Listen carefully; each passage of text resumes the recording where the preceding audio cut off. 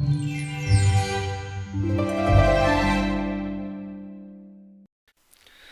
in this video I will show you how to insert a picture to an Excel shell, and when you resize the shell, the picture also resized. Okay, so let's insert a picture from my computer.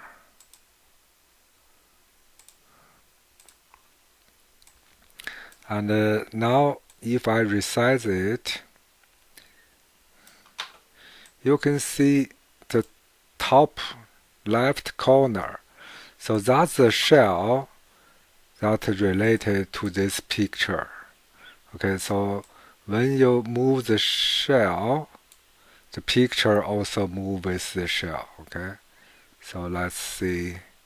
If I go down, the picture also move. So that's the default setting when you insert a picture.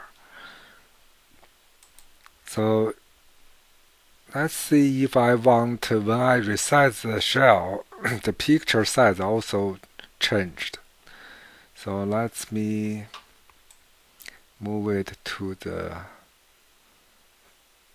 corner and resize the shell to match the picture size.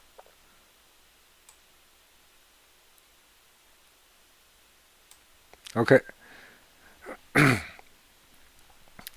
Now let's right click the picture, format picture, and go to the size and property, select the property, and right now by default it's move but don't size with the shell. You can check move and size with the shells.